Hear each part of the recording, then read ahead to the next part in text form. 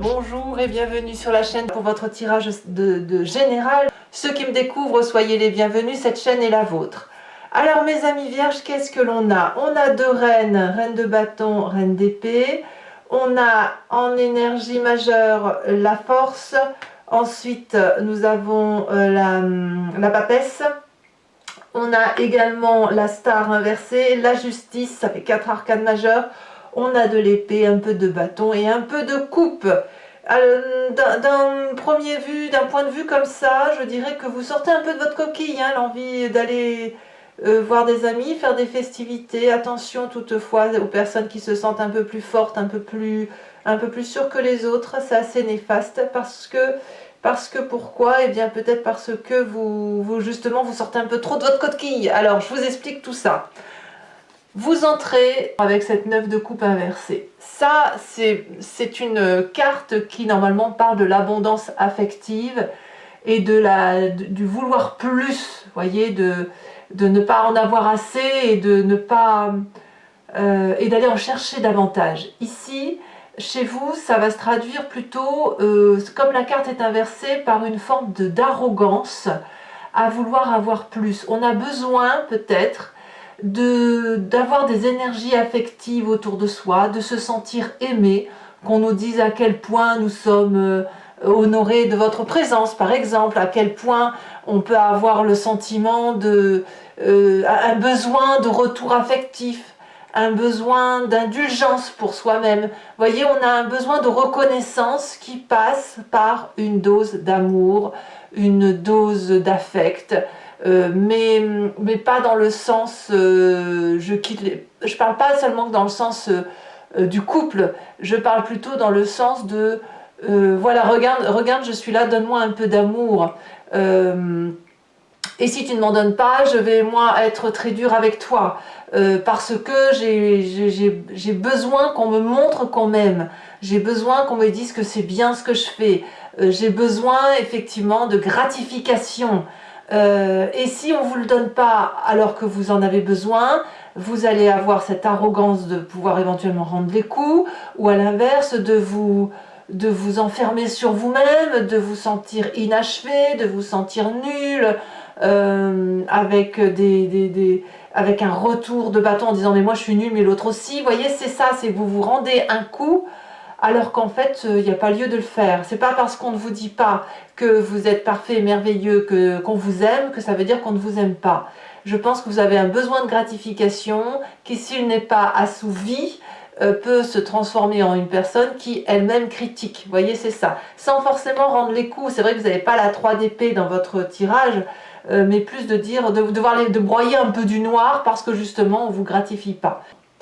Pour autant, qu'est-ce qui se passe dans votre vie? Dans votre vie, nous avons des festivités, de la célébration, des personnes avec des amis que l'on voit régulièrement ou pas, de la collaboration, de la communauté avec laquelle on est organisé, avec laquelle on passe de bons moments, on fête des anniversaires, peut-être qu'on est un bon support émotionnel pour le copain ou la copine qui a des petites difficultés, etc. On a ça. Alors, c'est sûr que si vous êtes très présent pour les autres, on peut parfaitement comprendre que vous avez un besoin de retour. Effectivement. Alors, qu'est-ce qui se passe dans son environnement? Dans son environnement, d'un point de vue favorable, on a cette reine d'épée qui nous ouvre les yeux. La reine d'épée, c'est la personne qui sera d'un signe d'air, Balance, Gémeaux ou, que je ne dise pas de bêtises, Verseau, vous pouvez l'avoir dans votre signe ascendant, votre signe lunaire, mais c'est la personne qui est objective et qui vous ouvre l'œil, qui vous dit il faut que tu prennes des décisions un peu plus tranchées, que tu prennes un petit peu ton indépendance par rapport aux émotions. Une personne qui va vous dire que, et directement, sans passer par des détours, avec une communication très directe et très directive, elle va percevoir votre force, votre faiblesse, votre qualité et votre défaut, et elle va vous dire tu es comme si, tu es ainsi fait, respecte ta personne, ou à l'inverse, fais attention à ces défauts-là, et puis prends des décisions, ou je peux prendre des décisions pour toi. Ça vous est très favorable dans votre entourage. Pourquoi?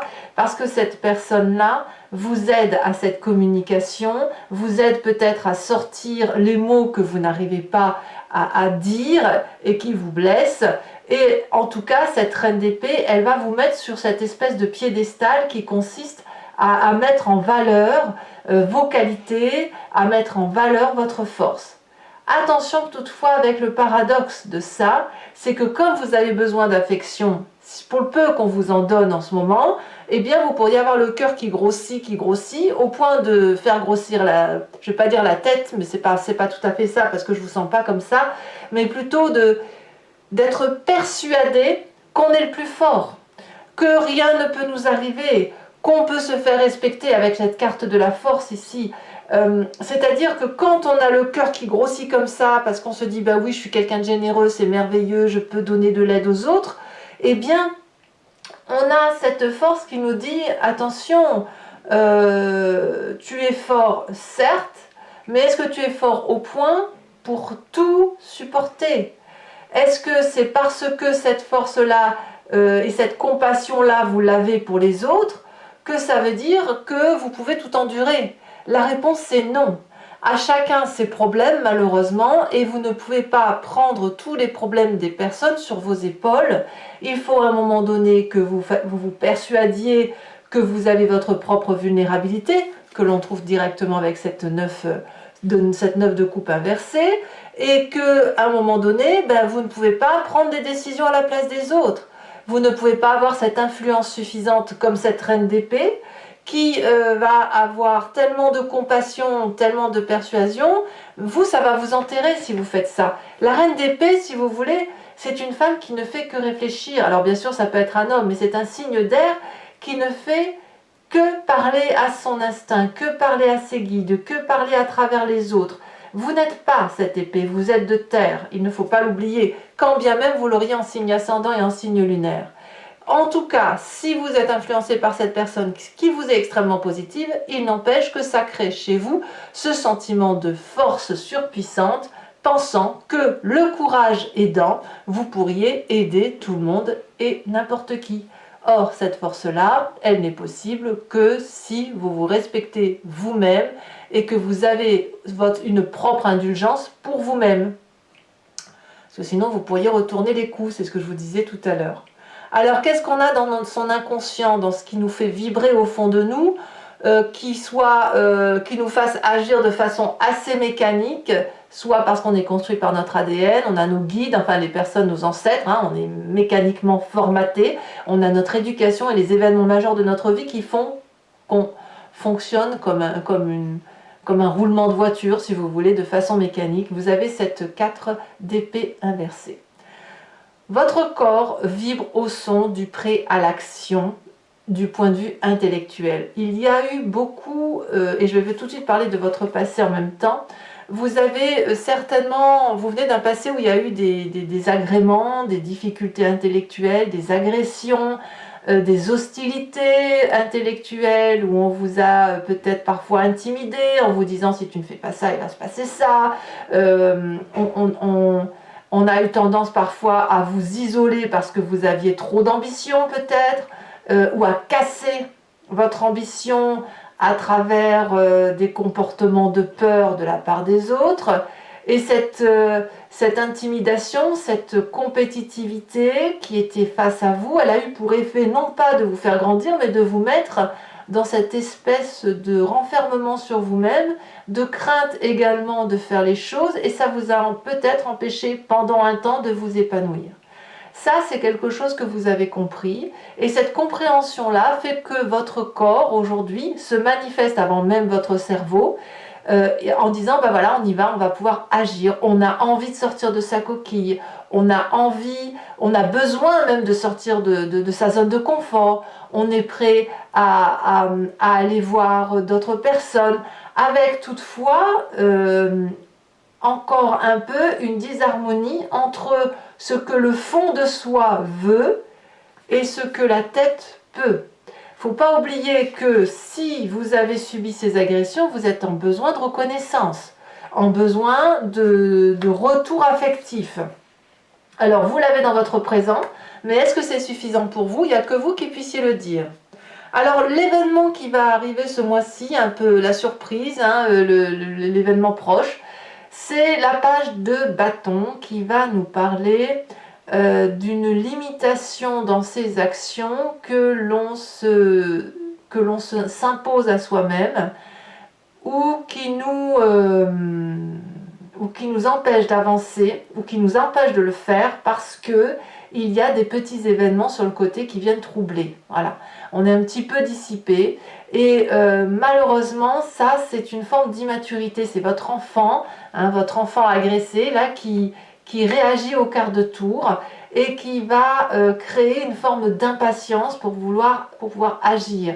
Donc pour le peu que l'on vous freine, pour le peu que les festivités ne vont pas assez vite, pour le peu qu'on ne vous dise pas assez qu'on vous aime très très vite, ça va créer chez vous un comportement de fuite pour certaines choses et en même temps un comportement d'agacement pour d'autres qui vous contraint à rester.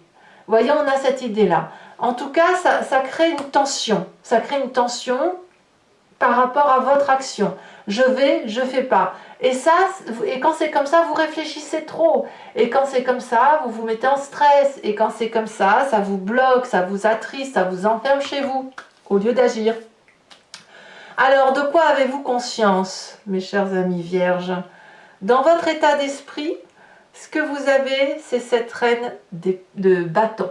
C'est pas n'importe qui, la reine de bâton. C'est un signe de feu, qui soit bélier, lion, sagittaire, que vous pourriez aussi avoir en signe ascendant et en signe lunaire. Mais c'est la reine de bâton, je dirais, elle brûle un peu tout. C'est-à-dire que toutes les mauvaises herbes, elle les dégage, elle assainit le sol, notamment votre sol, et c'est aussi une personne qui sait ce qu'elle veut et qui fait ce qu'elle veut. Elle, non seulement elle sait ce qu'elle a envie de faire, mais en plus elle agit. Donc vous, ce que vous voulez, c'est être peut-être cette reine de bâton qui va être dans la générosité, qui va être dans le charisme, dans la vivacité, dans l'optimisme, un peu différente d'ailleurs de la reine d'épée, qui la reine d'épée est très critique, parfois un peu narcissique, la reine d'épée, parce qu'elle elle est tellement intelligente, elle a tellement des connaissances voilà, qu'elle sait ce qu'il faut faire et ce qu'il faut dire. Elle sait, hein, c'est l'intelligente. Mais la reine de bâton, elle vit. Elle ne fait pas que dire, elle ne dit rien d'ailleurs, elle vit. Elle fait les choses, elle assume ce qu'elle est. Elle est nourricière, elle est créative, elle vibre au son de la détermination d'action. Donc tout ce qu'elle fait, cette reine de bâton, eh bien ça produit des petites graines, ça se germe, ça se germe, ça se germe et ça crée de l'abondance d'action. Et c'est ça que vous avez besoin. Vous avez besoin de vibrer au son de l'action pour avoir cette 9 de coupe qui puisse être à l'endroit, c'est-à-dire une forme de satisfaction, une forme de contentement affectif qui ne peut venir que de cette reine de bâton, ou du moins du comportement de cette reine de bâton qui suppose de la passion.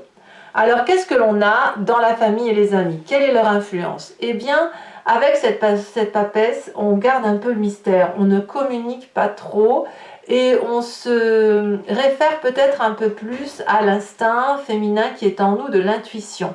Et ça, c'est directement lié à cette reine d'épée. Si ce n'est que la papesse, c'est un cran au-dessus de la reine d'épée. C'est-à-dire que vous avez probablement une personne autour de vous qui a cette perception des choses facilement, de compréhension, etc. Mais au niveau de la famille et des amis, c'est plus mystérieux, c'est plus auréolé, c'est plus philanthropique peut-être. C'est la voix intérieure qui résonne de cette reine d'épée. Donc quelque part, on a cette influence spirituelle qui consiste à dire de ne pas trop parler, peut-être d'être plus dans son sacré féminin, à aller chercher des réponses qui sont à l'intérieur de soi, avec son subconscient, avec sa forme de spiritualité à soi, et puis surtout avec cette réponse qui est un peu divine, qui relève d'une conscience qu'on ne maîtrise pas. On ne trouve pas les réponses dans les livres. On les trouve peut-être dans la science quantique, vous voyez, c'est ça l'idée. Et la famille et les amis ont cette influence-là.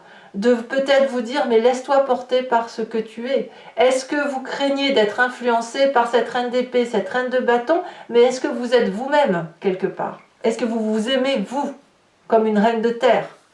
Alors, conséquence de vos actions et de vos pensées sur vous-même, à force de tourner autour du pot, à force d'aller dans la joie et d'y revenir, à force de se sentir fort et puis tout compte fait de ne pas avoir tout ce que l'on veut, on peut avoir cette carte de star inversée qui consiste à dire « je suis nul, je ne vaux rien, personne ne m'aime ». En fait, c'est une forme de négativité de son inconscient et de son conscient parce qu'on n'arrive pas à atteindre des objectifs que l'on s'est fixés. Vous êtes trop exigeant avec vous, vous pourriez un peu vous déconnecter des autres, un peu être à bouder, mais sans vraiment parler de bouderie, mais à bouder de vous-même et à vous dire que vous êtes bon à rien et déconnecté de la réalité, ce qui est entièrement faux. C'est dans votre tête que ça se passe. Conséquence de vos actions et de vos pensées sur l'environnement, eh bien on va vous dire clairement que ça suffit. L'environnement risque de vous juger, risque de vous dire qu'il faut impérativement être dans la vérité, qu'il faut s'accoutumer de ce qui se passe dans son environnement et les accepter, et aussi d'accepter que ce que vous vivez aujourd'hui, ça n'est que les conséquences de ce que vous vibrez. C'est-à-dire que si vous faites des festivités, que vous en demandez trop aux autres, eh bien, vous allez avoir un comportement négatif envers eux, vous allez vous renfermer sur vous-même, et tout ce dont vous vous êtes épris intellectuellement et physiquement avec ces deux reines en vous disant « je peux le faire », en décuplant votre force, vous arrivez en fait à créer l'inverse, c'est-à-dire à vous mettre la pression et à le retourner contre vous. Voilà ce qui se passe. Allez mes amis vierges, on va maintenant compléter avec le tarot des 78 portes. Et oh, bah, vous avez quand même la carte du monde. Hein. Donc vous avez l'obligation quelque part de changer. Hein. L'environnement va vous dire, enfin changer, on s'entend bien, hein. L'environnement va vous dire que ça suffit quoi. Maintenant stop, on arrête. Allez, on va. Donc je vais compléter avec le tarot des 78 portes et je m'explique pour ceux qui ne me connaissent pas. Je recouvre le jeu et je fais l'approfondissement. Allez, c'est parti. Regardez, on a la star, regardez, on a la star ici et on a le monde. Donc comme quoi c'est un passage obligé, mais ça ne va pas durer. Vous allez retrouver votre aura, mais vous avez ce côté un petit peu exigeant peut-être, ou défaitiste probablement, ou c'est imparfait peut-être, c'est pas assez parfait pour vous. Moi j'ai l'impression qu'on a un besoin d'être reconnu quoi. Allez, sur la 9 de coupe, qu'est-ce que l'on a? On en a trop. On a la 2 de denier, c'est une très belle carte. Événement favorable. La lune. Ah, je comprends mieux. Je comprends mieux l'impact de cette reine d'épée. Événement défavorable.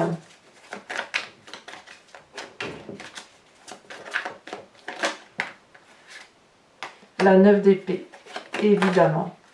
Je ne suis pas surprise. Le présent. La carte de la justice.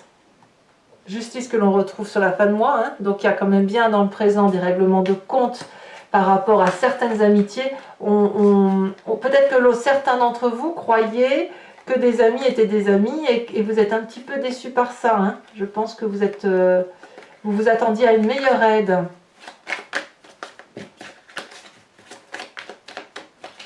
Vous vous attendiez à du soutien.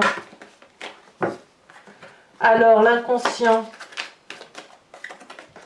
le soleil, donc ça va très bien. Dans votre corps, vous vibrez au son de la joie quand même. Hein. Le passé, la roi de denier.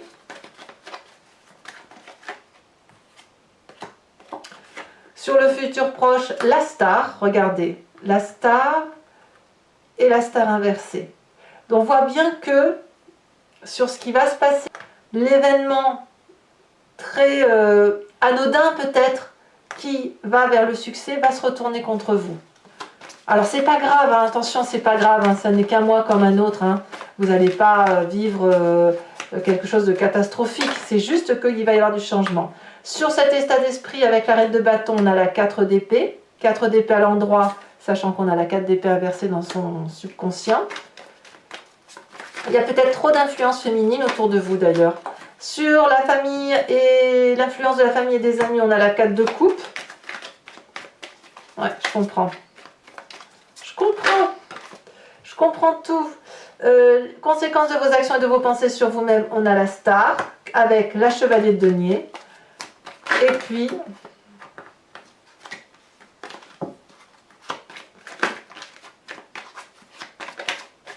sur les conséquences de vos actions et de vos pensées sur l'environnement, on a la 2 de bâton.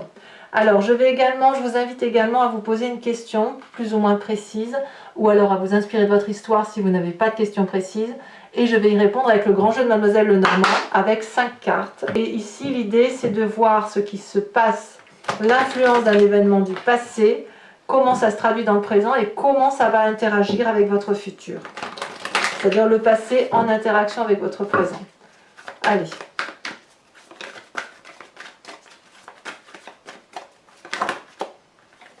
On a ici, on en a 2 qui sont sautés. On a ici la 7, 8 de trèfle et l'as de trèfle. Ensuite, on a 7, 8, 10 de carreau. Et on a la 4 de carreau et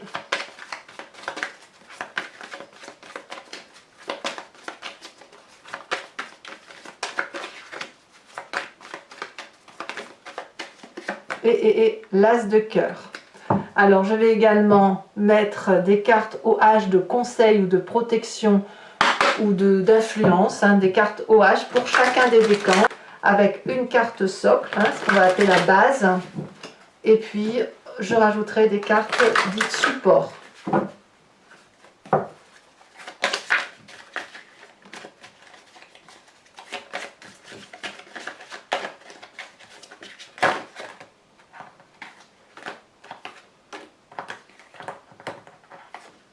Allez, ah bah alors.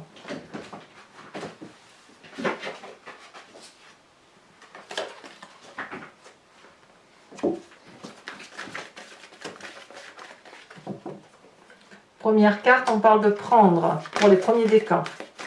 Deuxième décan, on parle de l'enfant. Et troisième décan, on parle, ici elle se détache, de stupidité. Alors, la carte support, sachant que je rajoute des cartes support, 1 ou 2 cartes support sur Vimeo, pour avoir une interprétation plus précise.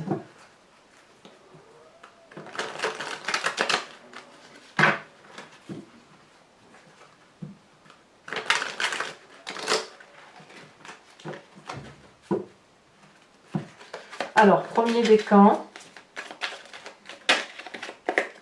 Voilà, on a la femme qui attend devant un hôpital ou un hôtel. On voit ça comme on veut. On a l'enfant. La revendication. Alors, vous n'êtes pas les seuls à revendiquer. Je me demande, moi, s'il ne va pas y avoir des manifestations début septembre parce que il y a beaucoup de... Cette carte, elle est ressortie 2-3 fois chez certains de vos signes. Donc, je pense qu'il y a une revendication à venir.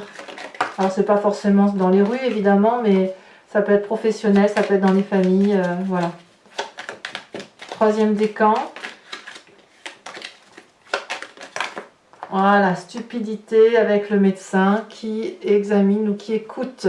Voilà, mes amis vierges, j'ai été très heureuse de vous faire cette lecture. N'hésitez pas à commenter, liker, partager si vous le pouvez, mais aussi à vous abonner pour le soutien de la chaîne.